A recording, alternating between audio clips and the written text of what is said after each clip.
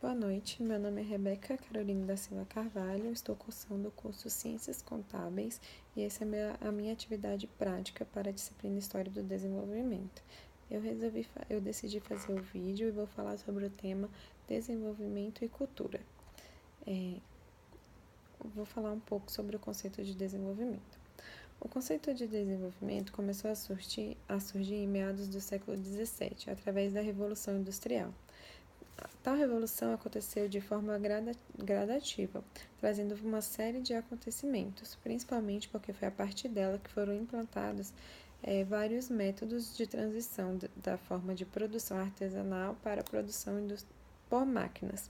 A fabricação de novos produtos químicos, novos processos de produção de ferro, maior eficiência de energia da água, o uso crescente da energia a vapor e o desenvolvimento das máquinas ferramentas, além da substituição da madeira e de outros biocombustíveis pelo carvão. Teve início na Inglaterra e se espalhou por toda a Europa.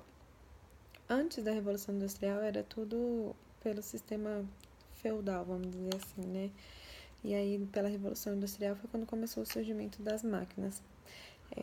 A ciência também teve uma grande influência através da teoria de Darwin, que é sobre a seleção natural das espécies, que ela fala sobre a luta da sobrevivência e da adaptação às constantes mudanças do mundo. Ele fala da a lei o mais forte sobrevive e que evoluir é uma necessidade.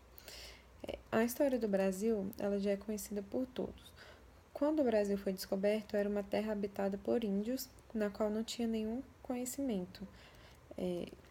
Uma terra rica de pedras, diamantes, etc. Cresceu os olhos dos portugueses que chegavam aqui, né, de outras pessoas, dos holandeses, dos ingleses, de todo mundo que ia chegando ficava encantado, porque era um país que tinha muita gente, principalmente as mulheres bonitas com outras culturas, uma terra que era praticamente virgem, virgem no sentido de que nunca tinha sido explorada, cheio de riquezas, né? Tinha não só de pedras, diamantes, ouro, essas coisas, mas também tinha madeira, o pau-brasil. E assim, né, sofreu grande influência dos portugueses devido ao processo da colonização. Foram os portugueses os responsáveis pelo processo inicial da formação da nossa população, mas além deles, o Brasil sofreu grande influência de outros grupos étnicos, tais como os holandeses, os japoneses, os africanos, italianos e dentre outros. O Brasil sofreu grande influência histórica e cultural de outros povos e, de certa forma, fomos obrigados a aceitar que nos foi imposto como certo e errado. Dentre os diversos povos que formaram o Brasil, foram os europeus aqueles que exerceram maior influência na formação da cultura brasileira, principalmente os de origem portuguesa, como eu já tinha informado. Durante 322 anos, o país foi colônia de Portugal e houve uma transplantação da cultura da metrópole para as terras sul-americanas. Os colonos portugueses chegaram em maior número ao Brasil a partir do século XVIII, sendo já neste século o Brasil um país católico e de língua dominante portuguesa. As primeiras décadas de colonização possibilitaram uma rica fusão entre a cultura dos europeus e a dos indígenas, dando origem à formação de elementos como a língua geral, que influenciou o português falado no Brasil, e diversos aspectos da cultura indígena herdados pela atual civilização brasileira. A influência indígena faz-se mais forte em certas regiões do país, em que certos grupos conseguiram manter-se mais distante da ação colonizadora e em zonas povoadas recentemente, principalmente na região norte do Brasil. A cultura africana chegou através dos povos escravizados trazidos para o Brasil num longo período que durou de 1550 a 1850. A diversidade cultural da África contribuiu para uma maior heterogeneidade do povo brasileiro.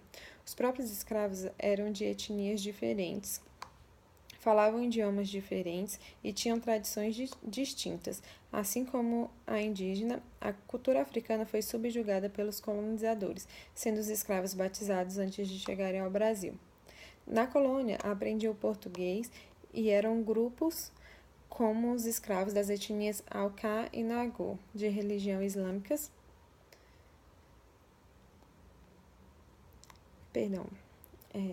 sendo os escravos batizados antes de chegarem ao Brasil.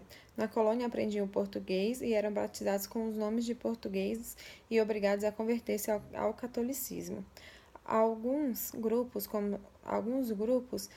já traziam uma herança cultural e sabiam escrever em árabe, e outros, como os bantus, eram monoteístas. Através do secretismo religioso, os escravos adoravam seus orixás, através de santos católicos, dando origem às religiões afro-brasileiras como o candomblé.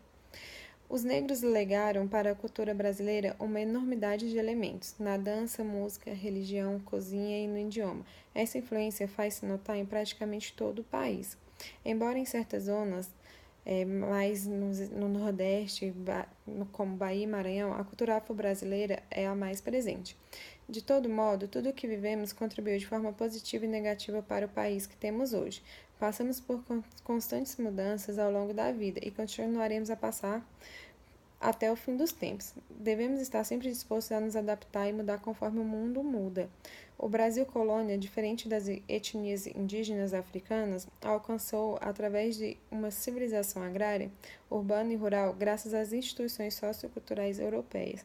Cresceu então um Brasil com dois planos culturais, um marcado pelo branco, europeu, e outro criativo, recheado de elementos indígenas e africanos. Foi nessa fusão criativa que o Brasil edificou a cultura brasileira.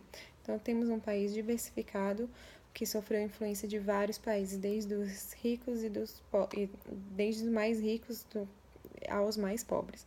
Então, temos um país rico não só de riquezas materiais, mas de cultura mesmo, de conhecimento. Então, esse é o meu trabalho final. Muito obrigada.